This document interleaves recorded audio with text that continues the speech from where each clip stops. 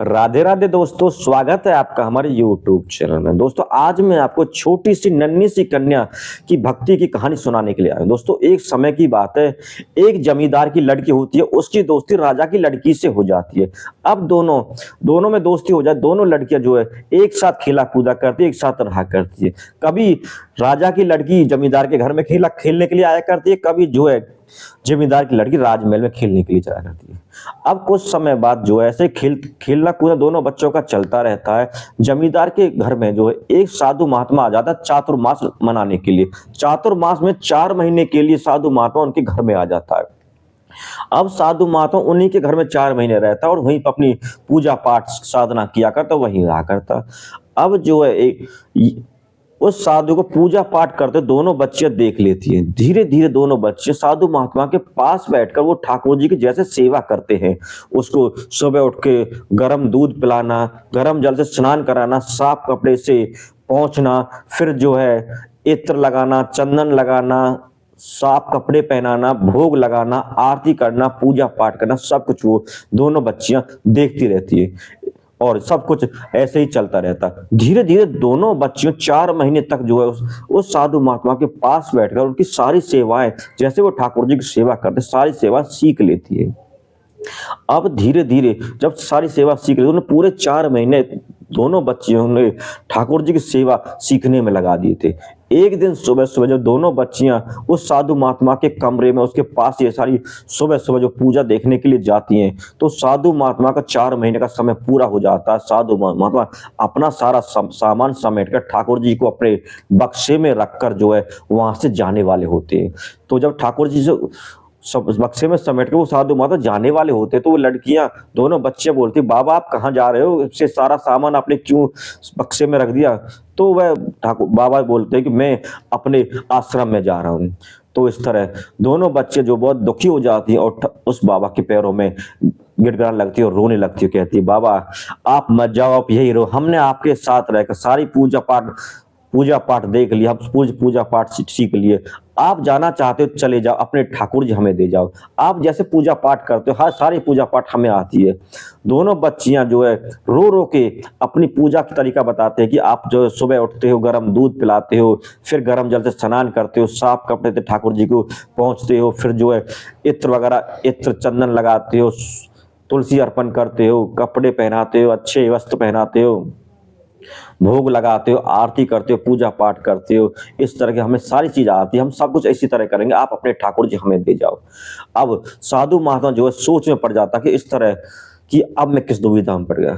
इतने में जो है वहीं पर जमींदार आ जाता है। जमींदार कहता है कि ये मेरी बेटी को तो अब शायद ये दो या मत दो, लेकिन ये राजा की लड़की है, राजा की लड़की को नहीं दोगे तो अगर इसने अपनी शिकायत अपने पिता से कर दी तो राजा के ठाठ तो आप जानते ही हो, अगला चातुर्मास आप मना नहीं पाओगे। तो और दुविधा में पड़ जाता है। फिर जमींदार कहता है कि अगर तुमने राजा की बेटी को दे दिया और मेरी बेटी को नहीं दिया तो दोनों में मतभेद हो जाएगा, दोनों में लड़ाई हो जाएगी, फिर राजा जो मुझे और मेरी बेटी को इस नगर में नहीं रहने देगा, हमें नगर से बाहर कर देगा। अब जो है साधु महात्मा कहते हैं कि मैं 40-50 साल से जो अपने ठाकुर जी की सेवा कर रहा हूँ, मैं अपने ठाकुर जी इनको कैसे दे दूं, मैं ठाकुर जी ऐसे नहीं दे सकता। तो अब जमींदार कहता अगर आपने ठाकुर जी इनको नहीं दिए तो परेशानी बहुत ज्यादा हो जाएगी। अब जो साधु होते हैं उसके दिमाग में युक्ति आती है, वो घर से बाहर जाते हैं, कहीं से जो शालिग्राम जैसे 2 पत्थर ले आते हैं। अब जो असली जो ठाकुर जी होते हैं उनको तो नीचे चौकी पे रख देते हैं और जो पत्थर जो रास्ते से लेकर आए थे उन पत्थरों को जो है ठाकुर जी वाले सिंहासन पर रख दिया जाता है। अब दोनों बच्चियों को बुलाया जाता है, दोनों बच्चियों को साधु महात्मा बुलाते हैं, तो बेटी ये ऊपर वाले सिंहासन बैठे ये कौन है? बोलिए ठाकुर जी। और जो नीचे चौकी बैठे हुए ये कौन है? ये है सेवादार। तो साधु महात्मा कहते हैं ठाकुर जी आप दोनों ले लो, और जो नीचे सेवादार इनको मैं ले लूं, तो दोनों बच्चे ठीक है बाबा, पे दोनों सेवादारों को आप ले लो। तो जो है दोनों ठाकुर जियों को जो है दोनों बच्चियां ले लेती हैं और जो सेवादार होते हैं उनको बाबा जो लेके चल देते। अब बाबा की सारी परेशानी का समस्या का समाधान हो जाता है। चलते वक्त जो है वो बच्चियां उन बाबा से पूछते कि बाबा आप जा तो रहे पर हमें हमारे ठाकुर जी का नाम तो बता दो, इनका नाम क्या है? तो बाबा बता इनका नाम है सिरपिल्ले। सिरपिल्ले जो है उड़ीसा में बच्चे को बोला जाता है, तो सिरपिल्ले भगवान उसको बोलते हैं। अब जो राजा की लड़की तो अपने राजमहल में अपने ठाकुर जी को ले जाती है और जो जमींदार की लड़की अपने घर में ठाकुर जी की सेवा करती रहती है। दोनों बच्चियां जो है अपने घर में अपने ठाकुर जी सिरपिल्ले भगवान की पूजा पाठ किया करती है, उनकी सेवा किया करती है। दिन में जब दोनों बेटियां मिलती हैं तो बताती है कि आज मैंने ठाकुर जी को जो है खीर खिलाई, आज मैंने दूध का भोग लगा, आज मैंने गुड़ का भोग लगा, और इस तरह बताई दूसरे को अपनी बातें बताती रहती है और आपस में बतराती रहती है। ऐसा ही चलता रहता है। जो जमींदार होता है उसके छोटे भाई से उसकी बनती नहीं, उसका थोड़ा बैर होता है, दोनों भाइयों में अनबन होती है। तो छोटा भाई जो होता है अपने बड़े भाई के घर में चोरी कराने का योजना बना देता है और चोरों से बात कर लेता है कि तुम मेरे बड़े भाई के घर में चोरी कर लो और चोरी का सारा सामान पिछले दरवाजे से मेरे घर में रख जाना और फिर यहाँ से चले जाना। तो इस तरह चोर जो है बड़े भाई के घर में चोरी कर लेते हैं और चोरी करते वक्त चोर जो है सारा गहना जेवर नकदी सामान सब ले जाते हैं और साथ में जो है सिरपिल्ले भगवान को भी ले जाते हैं और पीछे से जो छोटे भाई के घर में रख देते हैं। सुबह जब उठते हैं जमींदार देखता है अपने घर में उस घर में सारा सामान बिखरा पड़ा रहता है, उस घर में चोरी हो जाती है। तो सब घर वाले अपना सामान देखते हैं, किसी के गहने गायब होते, किसी के पैसे गायब होते, कोई सामान निकल जाता है तो वे सब फूट फूट कर रोते और इसमें वो बच्ची जगती है तो बच्ची के ठाकुर जी चले जाते हैं। तो सारा घर तो जो है अपने सामान का दुख मना रहा था, वो बच्ची जब खड़ी होती है मेरे सिरपिल्ले भगवान चोरी हो गए, अब वो बेचारे कैसे होंगे, कौन उनको भोग लगा रहा, कौन उनको नहला धुला रहा होगा, कौन उनको खाना खिला, उनको बेचारे किस हाल में होंगे। अब जो है वो बच्ची अपने पिता के पास जाती है, पिता से कहती पापा पिताजी मेरे तो सिरपिल्ले भगवान चोरी हो, कहीं से उनको ला दो। तो उनके जो पिता होते गुस्से में कहते यहाँ तो सारा घर बर्बाद होगा, घर का सारा सामान चोरी होगा, तुम्हें अपने उस पत्थर शालिग्राम की लगी हुई है। तो वह बच्ची कहती है कि पिताजी वो पत्थर नहीं है, वो मेरे सिरपिल्ले भगवान है। उस लड़की का जो रो रो के बुरा हाल होता है। अब 3-4 दिन में जो घर वाले होते हैं उनका जो दुख दर्द होता है वो धीरे धीरे कम होने लगता है, क्योंकि जैसे जैसे बात पुरानी हो जाती है दुख दर्द कम हो जाता है। लेकिन वो लड़की जो होती है उसका रो रो के वही बुरा हाल होता है, उसका जो है दुख बिल्कुल भी कम नहीं होता। वो अपने पिता से फिर कहते हैं पिताजी मेरे ठाकुर जी को कहीं से ढूंढवा दो, कहाँ चले गए उनको ढूंढवाओ। तो गुस्से में आकर उसके पिता बोलते ये सारी चोरी जो हमारे घर में हुई है तुम्हारे चाचा ने कराई है। अगर तुम अपने चाचा के घर चले जाओ, उनसे मांगो कि आप हमारे घर का कोई सामान बेशक मत दो, लेकिन हमारे सिरपिल्ले भगवान ठाकुर जी को मुझे दे दो।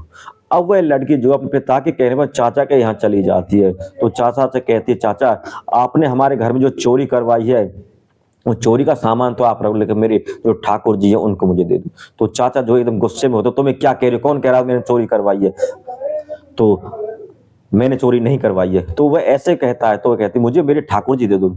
अब चाचा सोच में पड़ जाता अगर मैंने ठाकुर जी इसके दे दिए तो चोरी कर जा मुझ पर, जो ठाकुर जी मेरे पास चोरी का सामान भी मेरे पास होगा।